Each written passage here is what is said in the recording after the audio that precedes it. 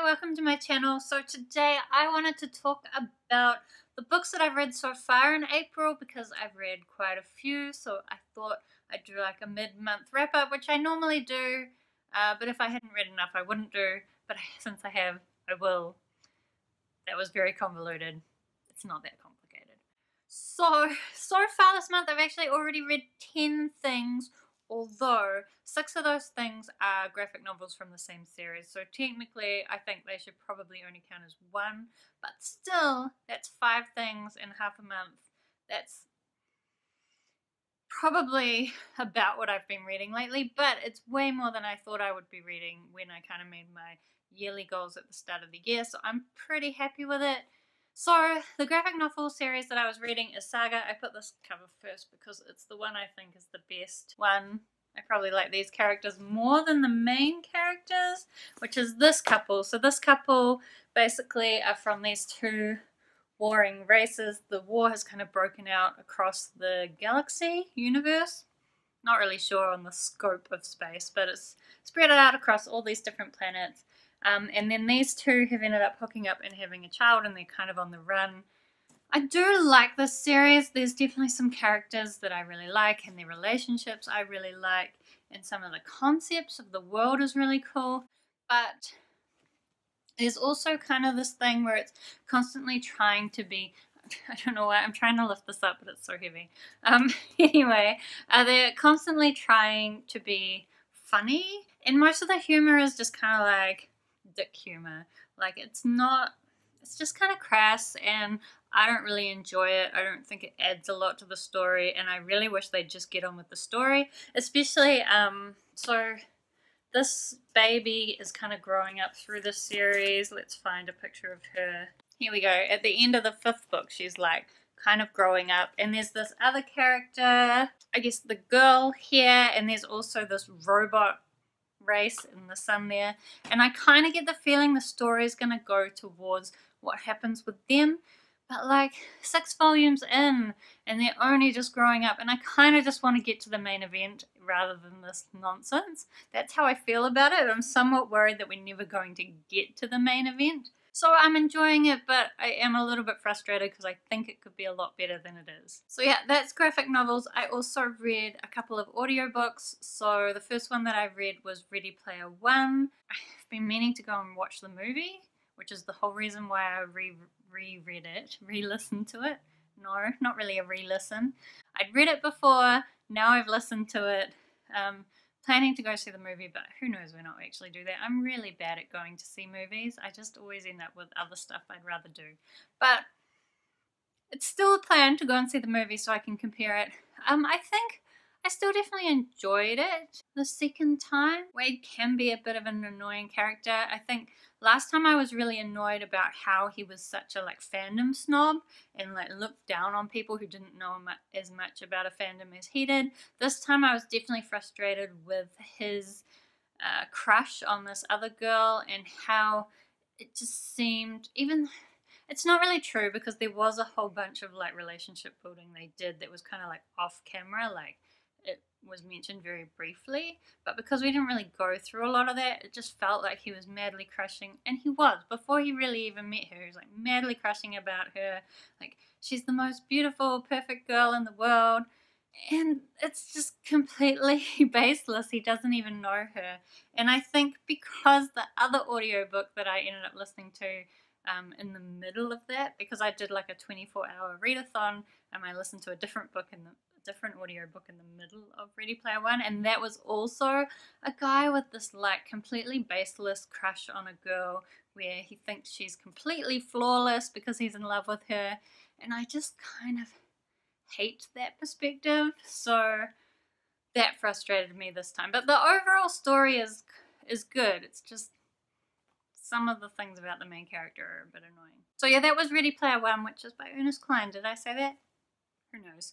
I also read All Our Wrong Todays by Ilan Mastai. And this was read by the author, so that was pretty cool. I think he actually did a pretty good job of narrating it. This is a time travel series where essentially this guy ends up with they're living in this version of the future where everything's amazing, or at least he sells it to us as everything's amazing, and then he ends up traveling back in time and screwing things up so that we live in kind of the world like it is now. But then he ends up meeting this woman that he also knew in the alternate future, and there he kind of had a crush on her, but nothing came of it. Here she's a slightly different version of himself, and he meets up with her and they fall in love, and so he's happy, but the world is crap, so he's not sure, should he stay happy, or should he try to get the world back to how it's actually supposed to be? It was definitely interesting, but I did feel like the pacing was a bit off. There was some moments where it's like, whoa, mind-blowing craziness, which is what I love about time travel type books. But there were also big bits where he was just explaining stuff and nothing was really happening, and it got a bit boring. And so I do think it would have been better if he could have somehow dealt with that differently. It was kind of hard because he set up such a weird situation where it needed a lot of explanation, so I'm not really sure how it could have been done better, but there were bits where I started to get a bit bored.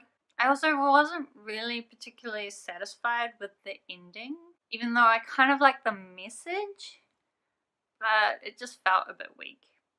And yeah, as I was saying before, it's another situation where, in the alternate future that it starts with, he has this crush on this woman and she's perfect, although she's not, but he loves her and he's never really even talked to her, and I'm just really much more a fan of relationships that build over time based on mutual respect, but also an understanding of each other's flaws. I'm probably just a bit demanding. But anyway, I did find the relationship a bit frustrating. I guess he has this crush on this woman and then he decides to meet the alternate version of her and they fall in love, even though he doesn't even know her. It's all very quick. Unrealistic relationships are just my lately. Still, overall, it was okay. If you like time travel books, it's probably worth a listen to or a read. Okay, so I also did read one ebook so far this month, right at the beginning of the month, and that was Sight Witch by Susan Dennard. Did I already talk about this in another review? I feel like maybe I did, but I shouldn't have. Anyway, Sight Witch is basically like a novella set. It's kind of a prequel to the Truth Witch series by Susan Dennard, which I have just found out. I thought it was going to be a trilogy, and I haven't really been enjoying the series, but it's okay. And I was like, one more book? I think I can do one more book. And I guess I read the novella. The novella was okay. It follows a different character that it follows a couple of the side characters who I've mostly forgotten, so that's not ideal. But it is kind of an interesting story, and the pacing was okay, and it wasn't trying so hard, which is what I don't really like about the writing style of Truth Witch and Wind Witch. But yes, now I've found out that Blood Witch is not the last book in the series. There's another 2 books that have appeared in Goodreads.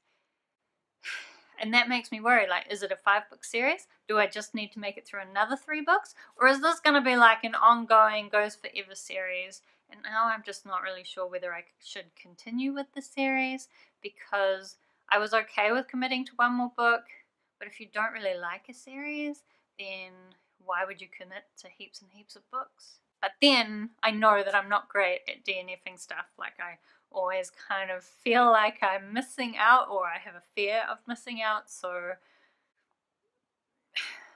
probably I'm going to read it, but I'm a bit annoyed that it's turned out to be a longer series. But yeah, Sight Witch was okay, so if you're reading the Truth Witch series, I would definitely pick up Sight Witch.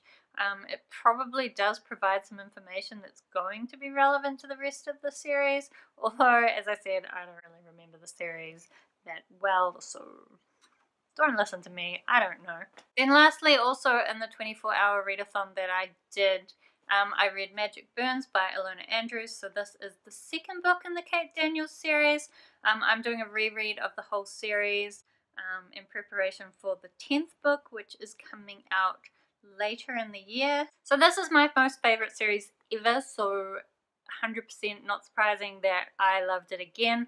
I do think the world building is quite heavy, so it's weird because I know the world really well now.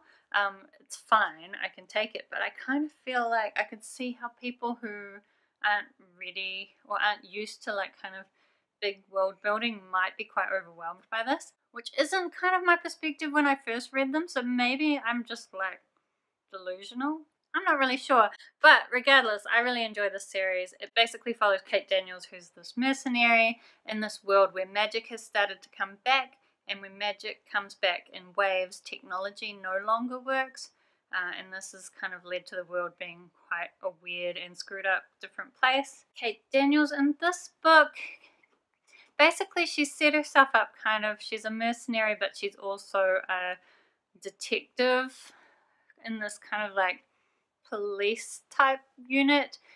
So she's investigating a crime. She ends up kind of protecting this younger girl and trying to find this young girl's mother. But we're also starting to see like slight hints of the like longer running story. So what I really like this, it's kind of like what I liked about the early seasons of Supernatural is that each episode is a story wrapped up in itself, so each book is a story wrapped up in itself, but there's also this longer running story that you get like little drips of throughout the series. And so I'm so excited for the 10th book because it's going to wrap that series up, but that's why I wanted to do this reread, because I wanted to make sure that all those little drips that I've gotten throughout the series were like fresh in my mind. But yes, I definitely recommend the Kate Daniels series. I wish more people had read it so that I could talk to more people about it. Please read it. It's great.